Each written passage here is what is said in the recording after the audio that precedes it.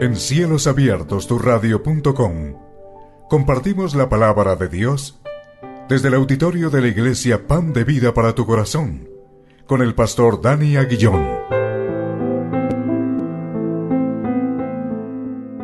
Porque la palabra de Dios es viva y eficaz, y más cortante que toda espada de dos filos, y penetra hasta partir el alma y el espíritu, las coyunturas y los tuétanos, y discierne los pensamientos y las intenciones del corazón.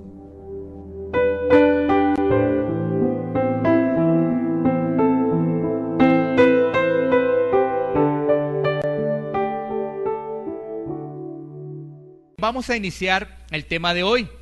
Ustedes saben que estamos desarrollando una serie maravillosa que es el Sermón del Monte. Y en esta oportunidad nos corresponden los versículos 7 y 8 de Mateo 5. Versículos 7 y 8 de Mateo 5, cuyo título es Misericordiosos y limpios de corazón. Misericordiosos y limpios de corazón. Entonces, vamos a poner en pantalla desde Mateo 5, versículo 3, y vamos a leer del 3 al 8. Esto lo estamos leyendo para que esa palabra la pongamos en nuestro corazón y nos quede en nuestra memoria, que tengamos esto. Entonces vamos a leer la palabra en el nombre del Padre, del Hijo y del Espíritu Santo. Mateo 5, versículos 3 al 8 vamos a leer. Bienaventurados los pobres en espíritu, porque de ellos es el reino de los cielos.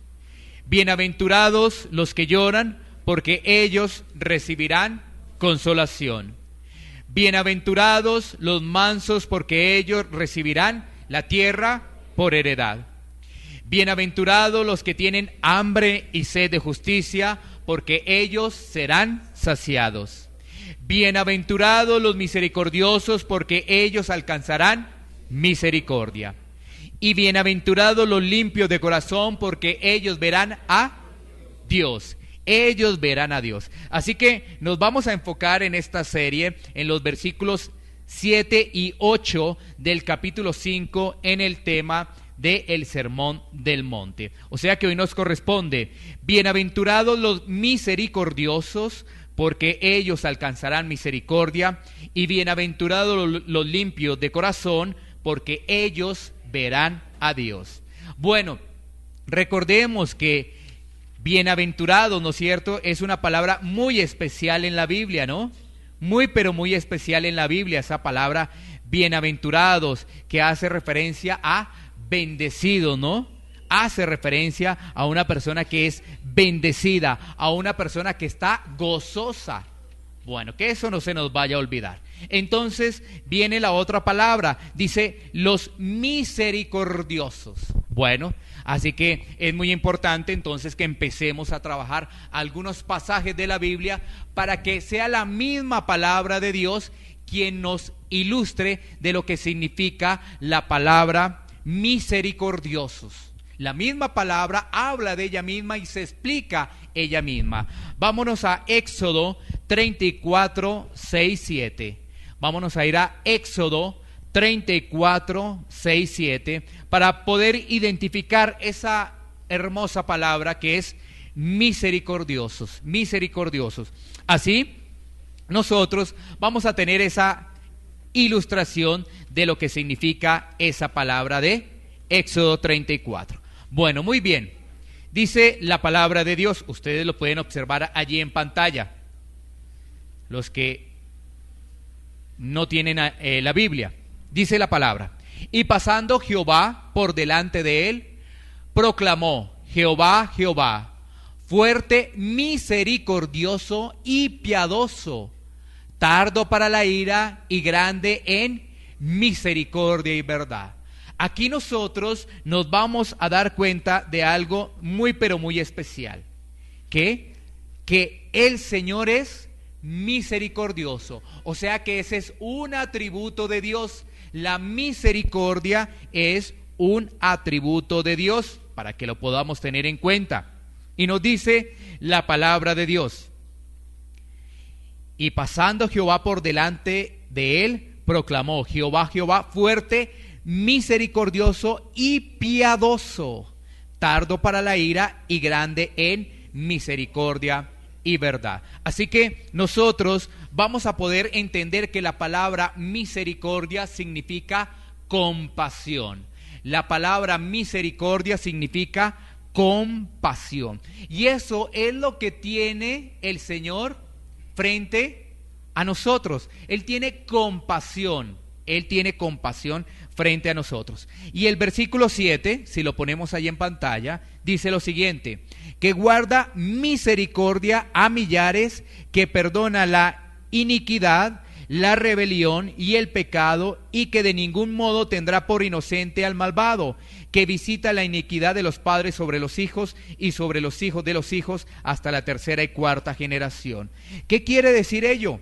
Que el Señor es misericordioso, pero esa misericordia tiene la justicia de Dios. Esa misericordia tiene la justicia de Dios. Me explico. Alguna persona toma este pasaje y dice: es que yo puedo seguir pecando, es que yo puedo seguir desobedeciendo a Dios. Como Él tiene misericordia de mí, como Él perdona mis rebeliones y mis iniquidades, pues no hay ningún problema. Yo puedo seguir con mi vida completamente alejada de Dios y de vez en cuando asistir a una iglesia. Pero ahí la persona que piensa así tiene un inconveniente, tiene un problema, porque se ha olvidado de que el Señor sí es misericordioso, pero también en el Señor opera la justicia de Dios. Entonces, a esa persona que piensa así, el Señor le va a decir: tú a mí no me engañas, tú a mí no me engañas, tú no estás conmigo, así que tu sitio está reservado si no te arrepientes, que es el lago de fuego. Tu sitio está reservado, que es el lago de fuego, si realmente no te arrepientes y no cambias tu manera de actuar. Entonces sigamos. Ya nos hemos dado cuenta que la palabra misericordioso es compasión, pero veamos otro ejemplo tan bonito en Efesios 2, 4, 5. Efesios 2, 4, 5. Ahí vamos a encontrar otro ejemplo de la misericordia de Dios, que es compasión. ¿Compasión por quién? Por nosotros, pero nosotros también debemos tener esa misma compasión hacia los demás. Entonces busquemos Efesios 2, 4, 5. Efesios capítulo 2, versículos 4 al 5. Dice: pero Dios, que es rico en ¿qué? Dios es rico en misericordia. Imagínese, rico, o sea, abundante en misericordia, por su gran amor con que nos amó, aun estando nosotros muertos en pecado, nos dio vida juntamente con Cristo. Por gracia sois salvos. ¿Qué quiere decir esto? La gente siempre piensa que por las obras que desarrolle, por las obras que hace, que realiza, va a obtener un gran galardón en el cielo. Mentira. Eso es mentira, porque la Biblia dice otra cosa. La Biblia dice que es por gracia. O sea, nada de obras, es por gracia. Las obras son una consecuencia de seguir a Jesús, pero primeramente tú tienes que arrepentirte. Primeramente tú tienes que disponer tu corazón para que Dios empiece a actuar en tu vida. Es por gracia, porque Él nos amó aún estando, como lo dice él, nosotros muertos en pecado. Aún estando nosotros muertos en pecado, Él nos da vida. Es decir, nosotros tenemos una vida alejada de Dios, reconocemos a Cristo, ahí llegó la vida, ahí llegó la esperanza, ahí llegó la reconciliación. Ahora miremos lo siguiente: ¿por qué nuestro Señor Jesús emitió esas palabras en el marco del Sermón del Monte? Porque Él estaba con los discípulos y allí también, recuerden, había una multitud. Estaban también los discípulos, pero también allí había una multitud, porque siempre tenemos que tener en cuenta, cuando se está predicando la palabra, es muy posible que haya discípulos, pero también estén allí la multitud. Quizás algunas personas que están escuchando acá, pero por este lado se les está saliendo el mensaje, mientras el discípulo escucha y el mensaje le llega a su corazón para ponerlo por obra. Entonces, ¿por qué lo dice Jesús? Porque Él sabía que en este caso había un grupo de personas denominadas los fariseos, que actuaban de doble moral. Entonces, miremos cuál era la misericordia aparente que tenían los fariseos o los religiosos de la época. Miremos Mateo 23:23. Nosotros, como ustedes se pueden dar cuenta, miramos varios pasajes bíblicos para que la palabra de Dios llegue a tu corazón. La Biblia nos dice que la fe viene por el oír y el oír la palabra de Dios. Por eso tenemos que hablar de la palabra. No tenemos que hablar de lo que hace el pastor o de lo que está desarrollando la iglesia. No, tenemos que hablar de lo que dice la palabra para que nuestra fe sea aumentada, para que nuestra fe esté en crecimiento. Entonces, Mateo 23:23 nos responde esta inquietud. Dice: ay de vosotros, escribas y fariseos, hipócritas, porque diezmáis la menta y el eneldo y el comino, y dejáis lo más importante de la ley, la justicia y la misericordia y la fe. Esto era necesario hacer sin dejar de hacer aquello. Aquí les está diciendo Jesús a un grupo de religiosos. Este grupo de religiosos se denominan escribas y fariseos. Son grupos religiosos, es decir, aquellos que solamente les interesaba la parte de las ceremonias, demostraban una apariencia. Por eso Jesucristo les dice hipócritas, porque el hipócrita es una persona de doble apariencia, doble apariencia. Un hipócrita es una persona que te halaga, pero cuando tú das la espalda, habla mal de ti. Primeramente te halaga: ay, cómo estás de hermosa hoy, y después da la espalda y dice: qué terrible está, ¿no es cierto? Eso es una persona hipócrita, doble, una persona doble. Entonces Jesucristo les estaba diciendo a ellos que eran dobles.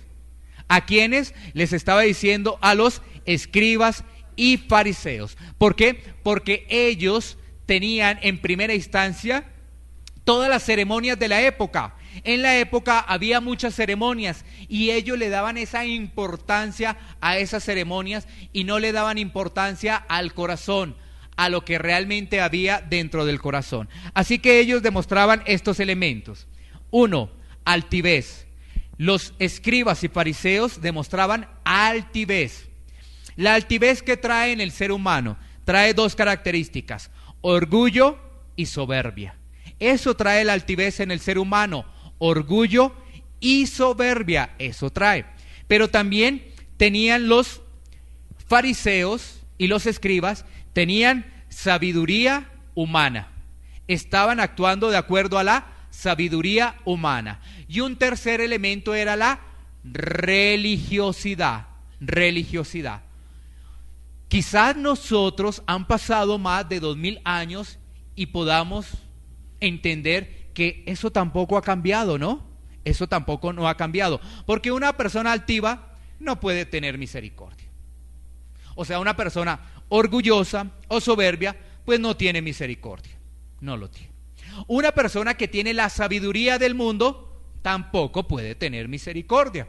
No le va a parecer muchas cosas. Y una persona que es religiosa, su misericordia es de apariencia. O sea, sí, aparentemente sí puede tener misericordia, pero es pura apariencia, porque hay hipocresía. Entonces, eso era lo que le estaba pasando a los escribas y fariseos de la época. La pregunta que nos tenemos que hacer en estos momentos es: ¿eso todavía lo vemos? ¿Vemos la religiosidad hoy todavía? ¿La vemos en las congregaciones? ¿Vemos eso? ¿Vemos en las congregaciones sabiduría humana? Bueno, en este caso tendría que venir eso del pastor, el que el pastor empieza a entregar una sabiduría humana a través del púlpito, empieza a entregar estrategias de marketing y coaching para que la gente quede animada, para que la gente quede con unas sensaciones de mucha alegría. Bueno, puede ser que eso hoy en día esté sucediendo, pero también es muy posible que el altivez, es decir, el orgullo y la soberbia, estén caminando dentro de la iglesia. Bueno, ahora miremos, sigamos con la palabra misericordia. ¿Qué debemos mostrar? ¿Cómo debemos mostrar esa misericordia? 1, la mostramos hacia los necesitados. Mostramos la misericordia hacia los necesitados. Miremos un pasaje que nos confirma lo que estoy diciendo. En Mateo 25, versículo 35 al 40. Mateo 25, versículo 35 al 40. Porque tenemos que ser misericordiosos. Porque Jesús entrega este discurso en el Sermón del Monte, le dice a sus discípulos, es que así deben actuar. Así deben actuar, porque si no actúan así, no son mis discípulos. Entonces miremos qué nos dice la palabra ahí en Mateo 25, 35. Vamos a leer versículo por versículo hasta el 40. Dice, porque tuve hambre y me diste de comer, tuve sed y me diste de beber, fui forastero y me recogisteis. Entonces, nos damos cuenta aquí que uno, porque tuve hambre, me diste de comer. 2, tuve sed y me diste de beber. 3, fui forastero y me recogiste. Ahí tenemos 3 elementos claves. No solamente se trata de que le entreguemos la palabra de Dios a una persona. Quizás haya una persona que está necesitando realmente de algo físico. Quizás tú te das cuenta de una persona que realmente necesita de un almuerzo, de una comida, de un desayuno. Y tú lo sientes, el Señor toca tu corazón y tú dices, ¿será que Dios me está diciendo eso a mí? ¿Será que es conmigo? Entonces ahí nos damos cuenta que la misericordia se nos está perdiendo. Porque quizás tú ves realmente a una persona que necesita. Quizás tú tienes una ropa que ya no usas, pero está en buen estado. Y afuera hay muchas personas que prácticamente están muy pero muy mal vestidas. Y tú lo tienes eso ahí en tu closet. Ahí lo tienes arrumado, guardado. ¿Para quién? ¿Para la polilla? ¿Para quién tienes eso? Entonces, démonos cuenta que es muy importante, esa es la misericordia, que tú dices, bueno, yo ya no me coloco esto, pero esto está en buen estado. No me refiero a cosas que estén en mal estado, eso no tiene ninguna presentación para un creyente, pero tú tienes en tu closet ropa que ya no utilizas, pero está en buen estado, y tú la tienes ahí. Resulta que habrá una persona que lo necesite. Habrá una persona que lo necesite. Entonces ahí nos damos cuenta. Sigamos leyendo el versículo 36. Vámonos al versículo 36. Dice, estuve desnudo y me cubristeis, enfermo y me visitasteis, en la cárcel y viniste a mí. Otros 3 elementos. Ahí nos está hablando precisamente de la ropa, ¿no es cierto? Que estábamos hablando ahorita. Pero también del tema de la enfermedad. ¿Cuántas personas han estado un poco delicadas de la salud, enfermas en un hospital, en la casa, y nadie fue a visitarlos? Nadie fue a visitar a esa persona. Y estuvo enferma. Nadie fue a llevarle una palabra de aliento. Nadie fue a llevarle una palabra de bendición, una palabra de fortaleza.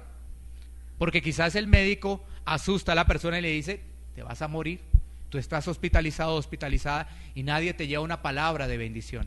Mira también que ahí dice en las cárceles, porque en las cárceles la gente necesita arrepentimiento.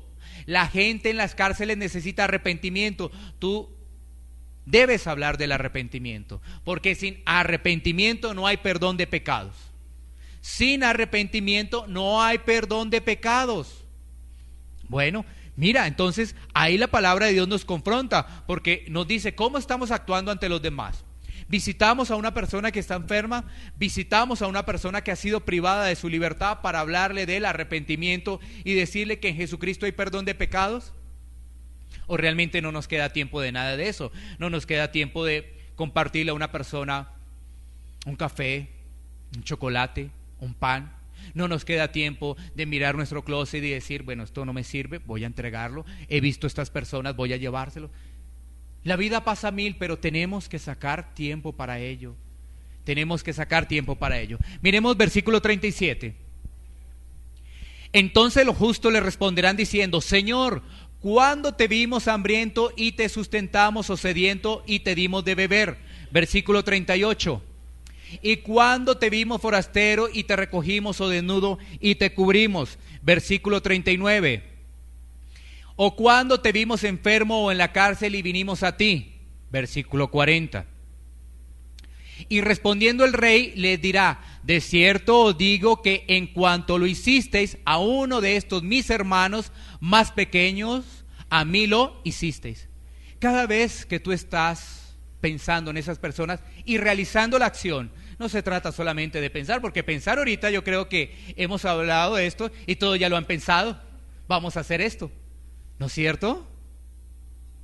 ¿No es cierto? Pero falta la acción, porque todos los hemos pensado. Aquí yo creo que la mayoría, cuando he hablado de esto, dice: claro, es que lo dice la palabra, no lo está diciendo el pastor. Sí, tenemos que hacerlo, pero falta la acción. Y dice la palabra de Dios que cuando tú lo haces en acción, lo estás haciendo como si estuvieras haciéndolo al Señor. Tremendo, ¿no? Tremendo. Eso es tremendo. Entonces, ya nos hemos dado cuenta que un punto muy importante es que debemos mostrar misericordia hacia los necesitados. Debemos mostrar misericordia hacia los necesitados. Miremos otro elemento en Romanos 12:15. Romanos 12:15, que nos va a confirmar estos que hicimos acá. Romanos 12:15 dice: gozaos con los que se gozan, llorad con los que lloran. Es decir, nosotros tenemos esa misericordia cuando alguna persona de las que está aquí, de las que está afuera, está pasando por una situación difícil. ¿Qué es lo que hacemos nosotros? ¿Qué es lo que hacemos cuando una persona está pasando por una situación difícil? Bueno, le acompañamos, y si esa persona está en momentos difíciles, le animamos, estamos con él, le decimos: ven, vamos a orar, ven, tomemos 5 minuticos, lloremos, tomemos 10 minutos, lloremos. Pero a veces no hacemos eso. A veces no hacemos eso. Miremos otro elemento muy importante en 2 Timoteo capítulo 2 versículos 1 al 2. 2 Timoteo capítulo 2 versículos 1 a 2. Porque tenemos que mostrar misericordia hacia los necesitados y tenemos que tener misericordia para enseñar la palabra de Dios. Claro, porque es que si las personas no conocen la palabra de Dios, se desvían. Si las personas no conocen la palabra de Dios, se pierden. Es la palabra de Dios la que nos va a salvar. No es el pastor, no es la iglesia más grande, no. Es la palabra de Dios la que nos va a salvar de la condenación. Es la palabra de Dios. Nos dice 2 Timoteo 2:1-2. Tú pues, hijo mío, esfuérzate en la gracia que es en Cristo Jesús. Lo que has oído de mí ante muchos testigos, esto encarga a hombres fieles, que sean idóneos para enseñar también a otros. Hay que enseñar la palabra de Dios, hay que tener esa misericordia para enseñar la palabra de Dios. Porque si no lo hacemos, pues la gente se va a perder. Tenemos que tener misericordia, compasión por los que están afuera, por los perdidos, por aquellos por los cuales no han recibido el mensaje de salvación. Ahora, ¿qué es lo opuesto a misericordia? Lo opuesto a misericordia es crueldad. Una persona dura de corazón. Lo opuesto a misericordia es crueldad. Una persona dura de corazón. Oye, tenemos que hacer esto, ayudar a esta persona. Nada. Vamos a ir a hacer esto. Nada. Acompáñanos a hacer lo otro. Nada. Dureza de corazón, crueldad. La gente no tiene ese sentimiento y no siente la compasión por ayudar al necesitado. Ahora, nos dice la palabra de Dios. ¿Qué nos dice la palabra de Dios volviendo a Mateo 5, al pasaje que estamos trabajando? Nos dice que bienaventurados los misericordiosos, porque ellos alcanzarán misericordia. Así que ya tenemos claro que la palabra misericordia tiene que ver con compasión, que tenemos que ser misericordiosos, que Dios es un Dios de misericordia, ¿no es cierto? Entonces mira, ¿qué nos dice Santiago 2:13? La misericordia también es perdonar al que nos ha ofendido. La misericordia también es perdonar al que nos ha ofendido. Pero miremos Santiago 2:13, dice: porque juicio sin misericordia se hará con aquel que no hiciere misericordia, y la misericordia triunfa sobre el juicio. Bueno, aquí estamos teniendo esto que es muy importante. Miremos este pasaje. Porque juicio sin misericordia se hará con aquel que no hiciere misericordia. Es decir, que si tú no practicas la misericordia en esta vida, en este momento, en estos años que el Señor nos ha regalado, pues fíjate que tu juicio va a ser sin nada de misericordia. No va a haber nada de misericordia el día del juicio, nada, ni un puntico, ni un centímetro, ni un milímetro, no va a haber nada de misericordia. ¿Por qué? Porque tú no actuaste con misericordia, porque tú no perdonaste a tu agresor, porque tú no ayudaste al necesitado, porque no sentiste compasión del cual tenía hambre. Entonces llega el día del juicio y tú vas a decir: Señor, por favor, perdóname. No va a haber chance, no va a haber opción. Pero dice que la misericordia triunfa sobre el juicio. ¡Wow! ¡Qué palabra tan tremenda! La misericordia triunfa sobre el juicio. O sea que si tú eres misericordioso, de ese momento te vas a salvar. De ese momento te vas a salvar. ¡Wow! Tremendo, ¿no? La palabra de Dios es maravillosa, es tremenda esa palabra. La palabra de Dios es poderosa, porque te vas a salvar de ese momento. Entonces uno dice: no, sí, tengo que poner en acción, no solamente en pensamiento, tengo que poner eso en acción. Y ya sabemos, ¿no?, que la misericordia también es perdón, porque una persona que no perdona no es misericordioso, porque Dios nos perdonó. Él lo hizo primero más que todos los que estamos acá, más que todos los que están en otras iglesias, más que todos los que están en las grandes iglesias. Él lo hizo primero, así que no hay excusa para no perdonar.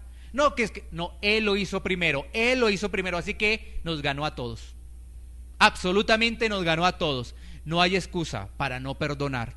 Y entonces eso también es misericordia, porque Dios nos perdonó. Listo, avancemos. Mateo 5:8. Vamos a ver este que también es muy interesante. Pongamos por favor en pantalla Mateo 5:8. Dice la palabra de Dios: bienaventurados los limpios de corazón, porque ellos verán a Dios. Miren, este fue uno de los primeros pasajes que más llegó a mi vida cuando empecé a conocer del Evangelio, porque me pareció de un gran impacto. Decía: bienaventurados los de limpio corazón, porque ellos verán a Dios. Sin embargo, yo me enfoqué, fue en la segunda parte, en ver a Dios. No me enfoqué mucho en la primera parte, o sea que no lo entendía muy bien. Pero me gustaba mucho porque decía: tan bonito poder ver a Dios. ¡Wow! ¡Qué interesante! Pero no le ponía atención donde dice: bienaventurados los de limpio corazón. Es decir, había un requisito, que es tener un corazón limpio. Entonces yo empecé a indagar: bueno, yo quiero ver a Dios. Me animaba mucho eso, me daba una sensación muy especial, pero no lo podía comprender y no lo podía ver, porque realmente todo había sido como de ánimo, como una sensación de alegría de ver a Dios nomás ahí. Pero no comprendía que para realmente poderlo ver tenía que tener un corazón limpio. Así que vamos a mirar qué es la palabra limpio y qué es la palabra corazón. Entonces, miremos lo siguiente: ¿qué es limpieza de corazón bajo este contexto? ¿Qué es limpieza de corazón? Bueno, primero, el corazón limpio es la base principal para tener una vida cristiana de éxito. El corazón limpio es la base principal para tener una vida cristiana de éxito. Tengámoslo en cuenta. ¿Qué significa entonces ser limpio de corazón? Significa sin tacha, libre de deseos corrompidos, un corazón que no está dividido. Un corazón que no está dividido. Quiero repetírtelo para que lo tengas en cuenta. Es un corazón sin tacha, es un corazón libre de deseos corrompidos, es un corazón no dividido, y adicionemos el siguiente: libre de mezclas impuras. Libre de mezclas impuras. ¿Cómo te voy a soportar esto que te acabo de decir, no? Porque yo te veo, estás juicioso, juiciosa anotando. Yo te lo tengo que soportar con la Biblia, porque si no, no tendría sentido esto que te estoy diciendo. Miremos qué nos dice Santiago 1:8. Santiago 1:8. Para soportar esto que te he dicho con la palabra de Dios, es decir, darte los argumentos. Santiago 1:8 dice: el hombre de doble ánimo es inconstante en todos sus caminos. Es decir, el hombre que tiene mezclas impuras. Entonces, ¿qué? Todo es inconstante. No tiene realmente un crecimiento. Le va bien, pero también le va mal, y entonces avanza, da un paso, pero retrocede dos. O sea, no tiene realmente un camino justo, no tiene un camino donde pueda avanzar, porque tiene doble ánimo, es inconstante, no avanza, no avanza, no avanza. Miremos qué nos dice Santiago 4:8.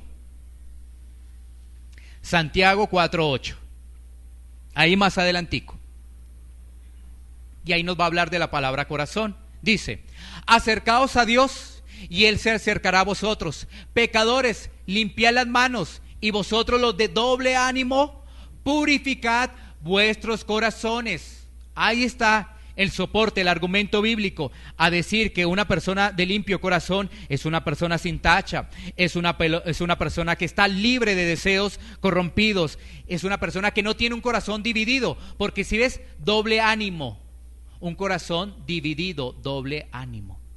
¿Sí ves? Bueno, entonces vamos a darnos cuenta qué pensaban los judíos de ese corazón limpio que era. Vamos a ver si eso también se ve hoy en día, porque los judíos de la época pues pensaban lo siguiente del corazón limpio.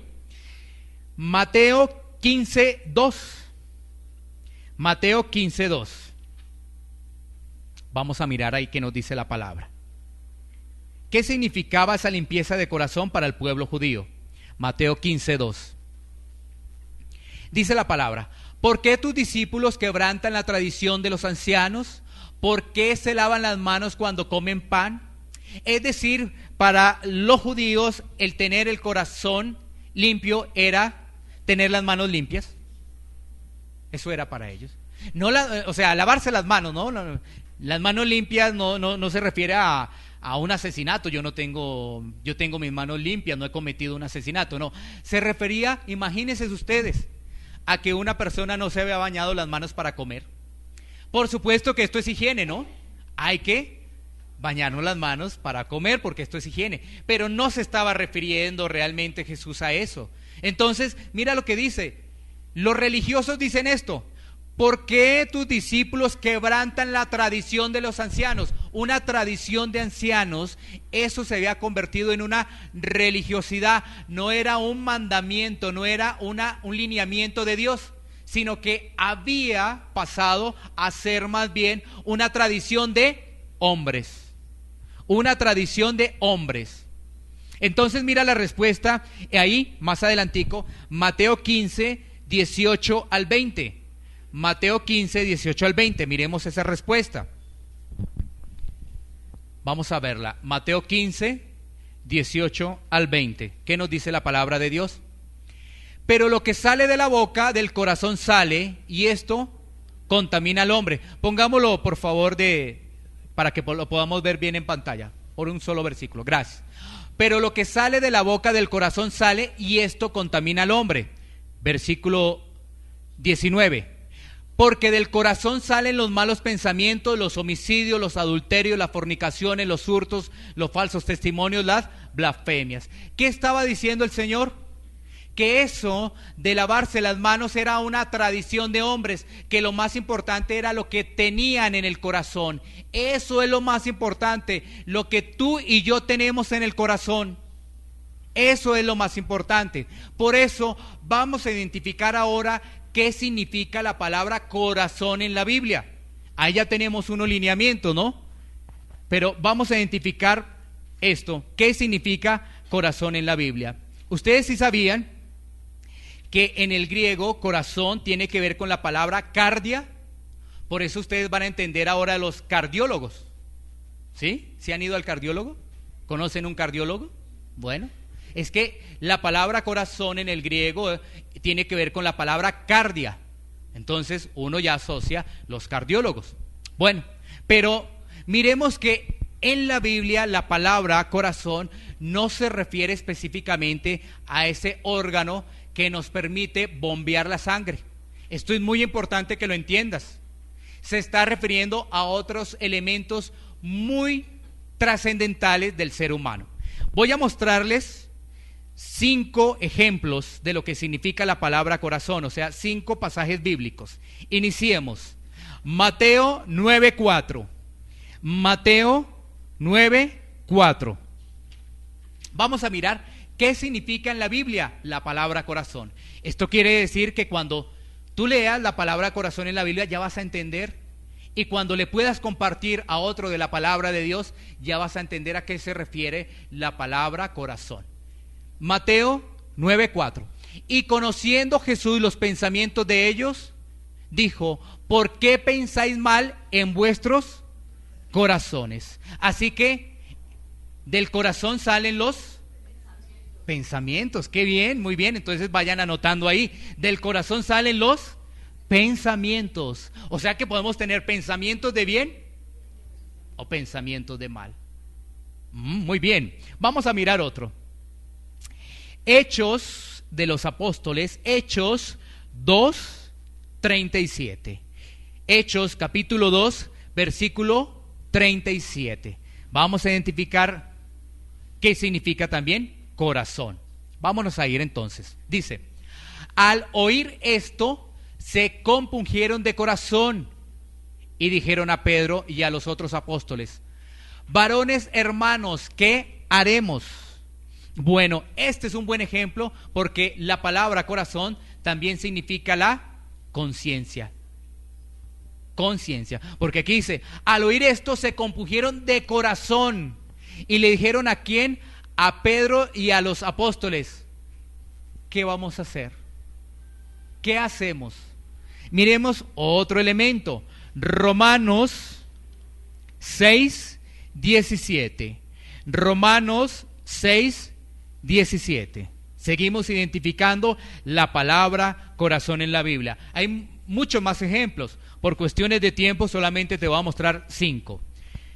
Entonces miremos Romanos 6:17. Dice: pero gracias a Dios que aunque erais esclavos del pecado, habéis obedecido de corazón a aquella forma de doctrina a la cual fuisteis entregados. Entonces la palabra corazón ahí tiene que ver con la voluntad. Voluntad. Porque ellos obedecieron de corazón por voluntad propia. Bueno, sigamos. Romanos 9:2. Romanos 9:2. Vamos a mirar qué nos dice Romanos 9:2. Que tengo gran tristeza y continuo dolor en mi corazón. O sea que del corazón también se produce la tristeza. También del corazón también se produce la tristeza. Y miremos uno adicional. Allí estarían ya los 5. Juan 16:22. Juan 16:22. Mira que ahí vamos a tener las dos caras de la moneda. La tristeza, y vamos a tener ahora en Juan 16:22 otra característica. También vosotros ahora tenéis tristeza, pero os volveré a ver y se gozará vuestro corazón, y nadie os quitará vuestro gozo. O sea que también del corazón sale el regocijo, sale la alegría. ¿Sí es? O sea, puede salir la tristeza, pero también sale el regocijo. O sea, ¿qué significa corazón en la Biblia? Para que puedas apuntar. 1, el intelecto. 2, la voluntad. 3, las emociones. 4, la conciencia. Yo te lo soporté bíblicamente hace algunos segundos. No te estoy sacando nada que no venga de la palabra de Dios. Entonces te repito, el intelecto, la voluntad, las emociones y la conciencia. Recuerda las emociones, ¿no? El que está alegre, el que está triste. Ahí está. Bueno, entonces recordémoslo: intelecto, voluntad, emociones y conciencia. Eso es el corazón en la ¿qué? En la Biblia. El corazón en la Biblia. Entonces, sigamos. ¿Qué pasa? La Biblia nos está hablando de un corazón limpio, ¿no es cierto? Entonces, miremos que el corazón que está contaminado, el corazón que es impuro, es llamado a sufrir la tentación y a caer en el pecado. El corazón que es impuro, el corazón que es tocado por la tentación y que accede a esa tentación, es llamado el pecado. Miremos un ejemplo en Hechos de los Apóstoles. Hechos de los Apóstoles, capítulo 9, versículos 13 al 11. Hechos 9. Miremos este ejemplo de un corazón contaminado.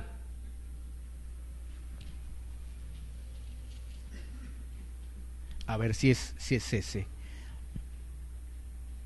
Perdón, es Hechos 8, discúlpeme, Hechos 8. 8, del 9 al 11, sí, Hechos 8, por favor, para que corrijan. Hechos 8, del 9 al 11. Dice la palabra de Dios: pero había un hombre llamado, ¿cómo? Simón, ¿no? Que antes ejercía la magia en aquella ciudad y había engañado a la gente de Samaria haciéndose pasar por algún grande. Bueno, aquí nos dice que ejercía la magia. ¿La magia vendrá de Dios? ¿Es algo que Dios autorizó? ¿Tú lo tienes claro?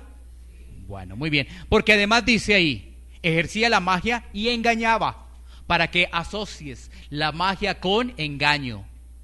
La magia con engaño, asócialo con lo que dice la palabra de Dios. Y él se hacía pasar por un grande, es decir, por una persona importante, por una persona de renombre, por una persona de altura. Él se hacía pasar y la gente le creía. Bueno, versículo 10. A este oían atentamente todos, desde el más pequeño hasta el más grande, diciendo: este es el gran poder de Dios. Es decir, esas personas que estaban oyendo, desde el más pequeño hasta el más grande, estaban atónitos, estaban asombrados, diciendo: este es el poder de Dios. Y como tú puedes ver en el versículo 9, te das cuenta que ese estaba engañando, que ese utilizaba la magia para engañar a la gente. Y la gente decía: ¡oh, qué poder de Dios! ¡Qué sobrenatural! ¡Qué ungido! ¡Oh, tremendo! Versículo 11. Y le estaban atentos porque con sus artes mágicas les había engañado. ¿Cuánto tiempo? Mucho tiempo. No era poquito tiempo, mucho tiempo. Tremendo, ¿no? Por eso tenemos que darnos cuenta que hay que predicar la palabra de Dios. Y hay que buscar donde se predique la palabra de Dios. Porque quizás en algún momento muchos de nosotros hemos sido engañados mucho tiempo. Mucho tiempo. Miremos entonces la respuesta ahí de toda esta historia en el versículo 20, 21 y 22. ¿Qué es lo que sucede? Sigamos ahí, pero ahora adelantémonos para Hechos 8, 20 al 22. Ahí aparece en escena uno de los apóstoles. Llegó Pedro, ahí está Pedro, dice: entonces Pedro le dijo: tu dinero perezca contigo, porque has pensado que el don de Dios se obtiene con dinero. No tienes tu parte ni suerte en este asunto, porque tu corazón no es recto delante de Dios. Arrepiéntete pues de esta tu maldad y ruega a Dios si quizás te sea perdonado el pensamiento de tu corazón. Si te das cuenta, un ejemplo de un corazón contaminado, este corazón se contaminó por el dinero. Él pensaba en el favor de Dios para enriquecerse. Él pensaba en utilizar a la gente para enriquecerse. Y entonces llega Pedro y lo reprende. Llega Pedro y lo exhorta. Llega Pedro y le dice, un momento, tienes que arrepentirte. Pero todo eso venía del corazón. ¿Cómo identificó Pedro eso? Porque Pedro tenía el Espíritu Santo, porque Pedro tenía discernimiento y se dio cuenta que esos milagros no venían de Dios. Pedro se dio cuenta de eso. Los apóstoles se dieron de cuenta de eso porque tenían discernimiento. Lo que hoy la iglesia está perdiendo, el discernimiento. La iglesia de Jesucristo está perdiendo discernimiento. Entonces Pedro lo exhorta y si ves le dice el corazón, esos pensamientos de tu corazón, estás grave. Tu corazón no es limpio, tu corazón está contaminado, tu corazón está sucio y si no te arrepientes, te alejas de Dios. Si no te arrepientes, tu destino es el infierno.